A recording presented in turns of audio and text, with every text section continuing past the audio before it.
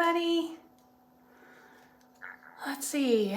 So the way this is gonna work, I tried to orient the camera so that I could see you, but maybe also show you stuff or talk about stuff.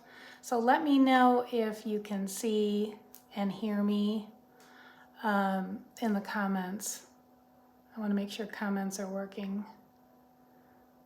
It says all comments are visible.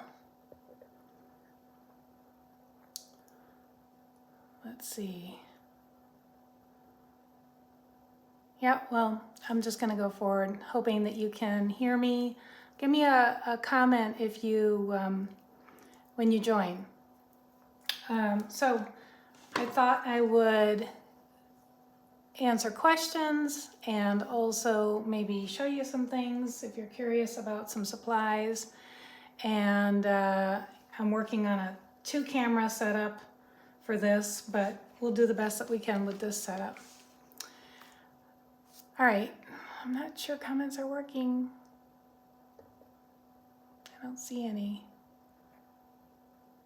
So anyway, we'll have to, this will be our trial run.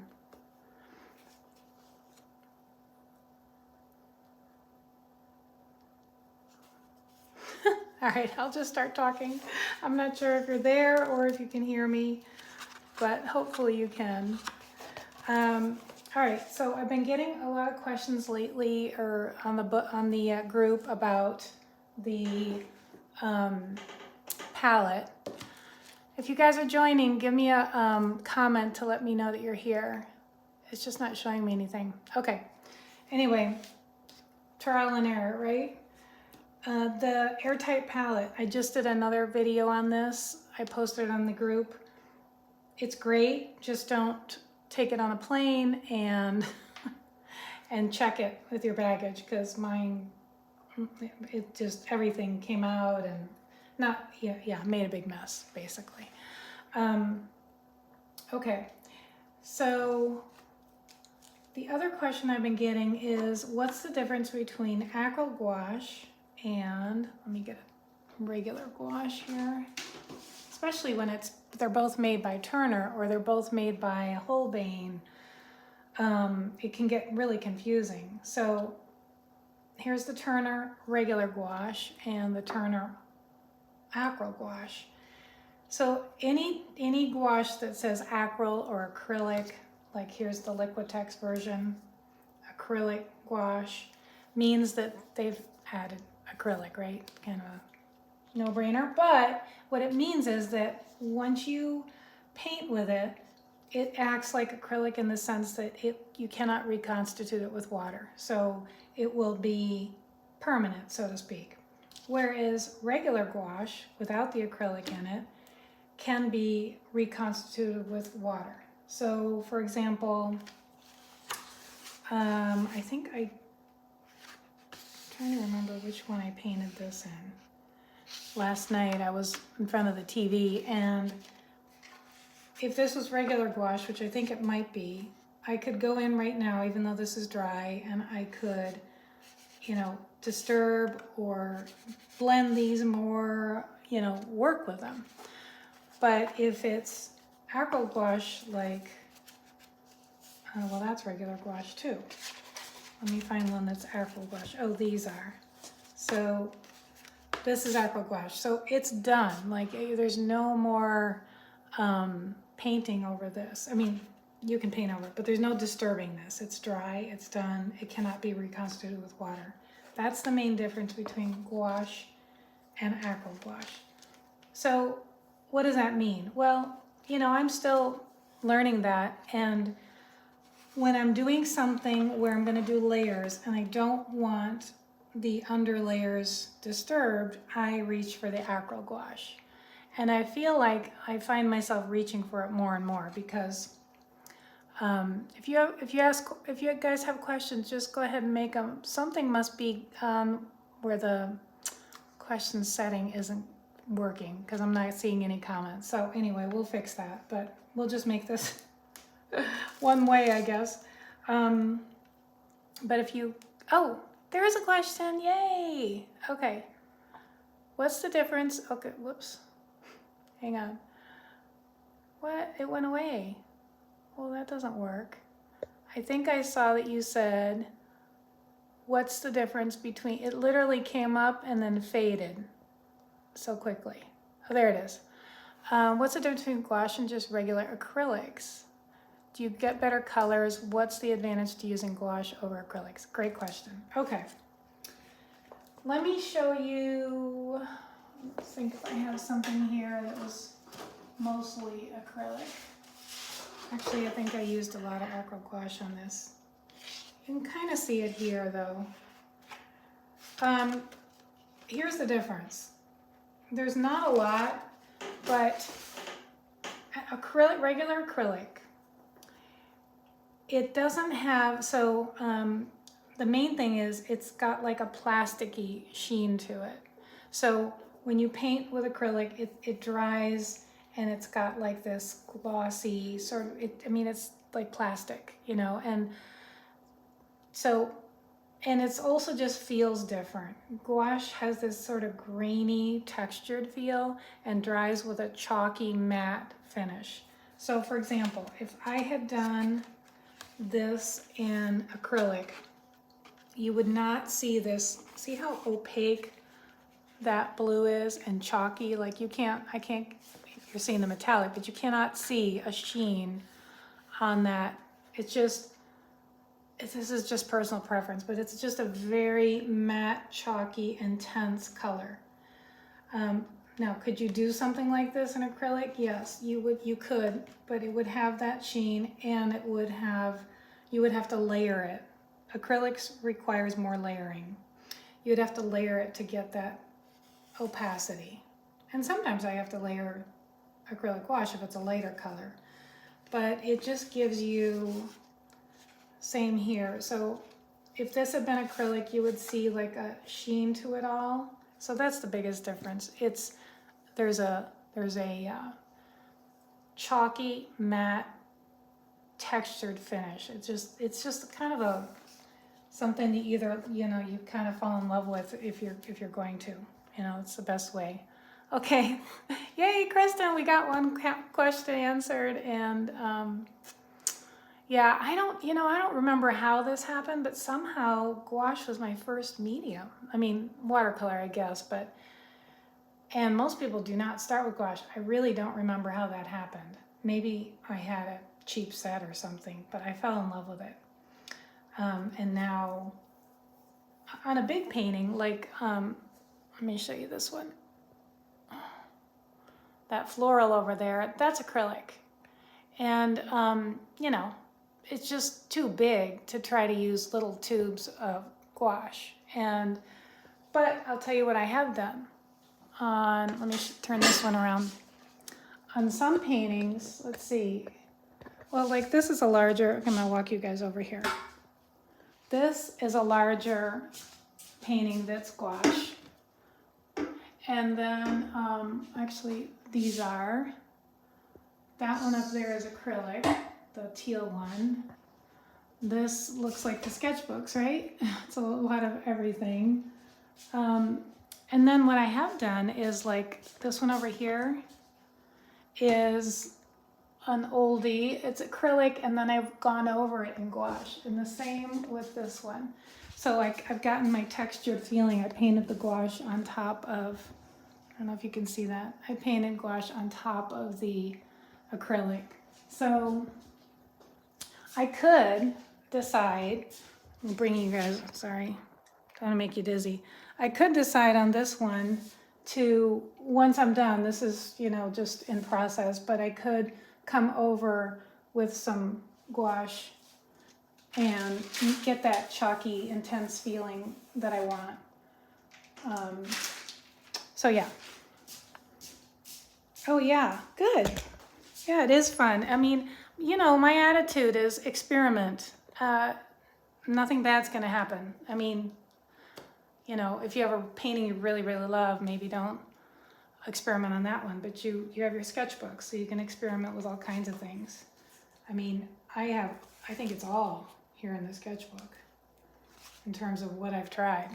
So, other questions?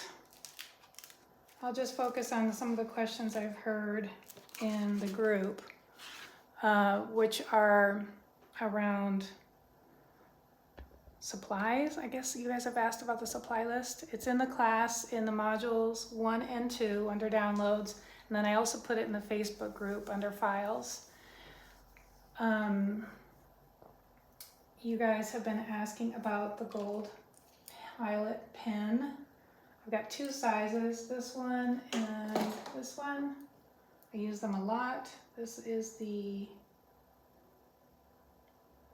I guess it's just called a fine tip. Yeah, extra fine and medium. Okay, I see some more questions. Hi, Caroline in Abu Dhabi. Tips on how and what to place in between flower buds to fill in the small cracks. Oh my gosh. And yes, let me answer Alicia's question. You can mix acrylic and gouache. Yes, you can. It works fine. I mix all 3 of them sometimes. All right, so let's go back to the question about filling in. I had to laugh when I heard about the tips because filling in. It's something I still, okay, let me see, with a floral. So let me get some examples here. Let's see. And you can, if you go on my website and look at my florals, you'll get some examples as well. But let's say, for example, this one. This one, you can see that I've got leaves. But what I'll do is, before that, I'll put in a color. So in this case, it was a violet. In this case, it's a blue. See that blue? Can you see the dark blue in those spots? And now these are pretty packed bouquets. This one's even more packed, so there's really not a lot of space in between the flowers, but I've still got some leaves, and here's another one that's in the beginning stages. So you can see I've already put in that blue or violet inside. But basically I do a darker color when I'm starting in between the blooms, because if you think about a bouquet and you look at it, those parts, they're shady, they're dark. So I go ahead and I put some dark paint in there. It doesn't matter, you can paint over it. Don't worry about it. Or you can decide to add leaves. Like, let's see here. Like in this one, you can see that the leaves are coming out here. But I had dark in there before that. And in this one, which is in process, here you can see that I've already put my darks. In fact, when I stood back from it, let me straighten you out, I realized that I need to go and put some of that in here because it's out of balance. It's making the bouquet lean this way. So I'm going to put the dark in here and here and here and kind of, and then probably take that out when I do the overpainting. But between leaves, you can also try dots, but just put in your dark green or dark blue or dark plum in behind all that first, early in the bouquet, and that way you can deal with it later. Yep, you're welcome. What else you guys have for me?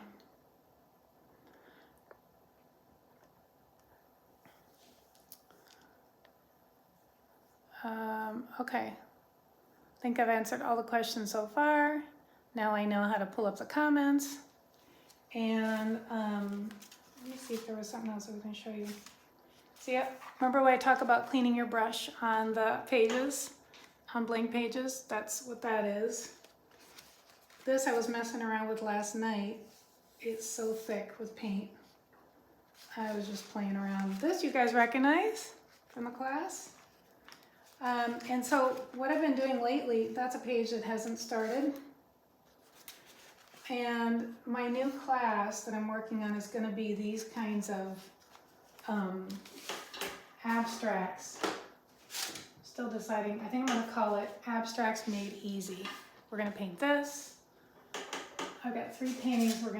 Actually I've got 6 paintings. Oh, it's going to be so fun with these abstracts made easy.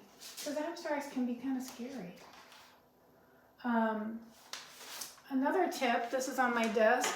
because when the seed catalogs come, and this is a nice one and you can order them free in the US, I'm sure other places too. Oh, that's a great question. I was just about to get into that, about drawing. All right, so are there other ways to do circles? Yes, so I would say at first, circles are great because remember, that's just an underpainting.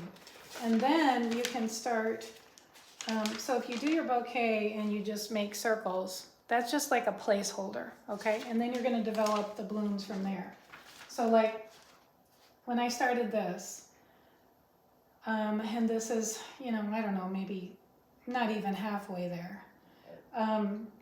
You can see I made some shapes, but I also did sort of, if you would think of this as a shape, it's just it's a triangle, right? So I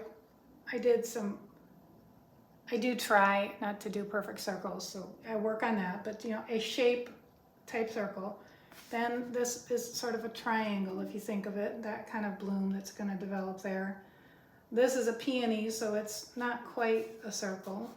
But my best advice, and same with these, you start with a circle, but then you go out and make it bigger and make it a shape more like a flower. Your catalogs like this are great to look at because you can take one like that and then just work on trying to paint something like this with the bottom layer, and you can see that it's not a perfect circle. And then of course these flowers are not circles, so it gives you an idea, or you can go on Pinterest. But there are a lot of shapes. I'm actually going to do more individual flower painting classes. I mean, look at these orchids. All you have to do is look at real flowers for inspiration, and then same with leaves. Leaves have so many shapes, and it is easy to get stuck on the circular. I myself have had to go, okay, let's do something else here. Let's not make it just a bouquet of circles. Yeah, I was just looking at this painting up here. So this is probably definitely my most popular floral painting, called Charleston Glory, and you can see that yes, I have some circles, but then from the circles I made different types of flowers. I faced them in different ways so that they're more ovally, and then I've got leaves and buds, and here's some fruit. So this is obviously a more involved painting than we do in sketchbooks, but just to give you an idea. All right, guys. I think I have time for one more question, and we'll call this one a learning lesson on doing a live stream. And any other questions before we close out on this one?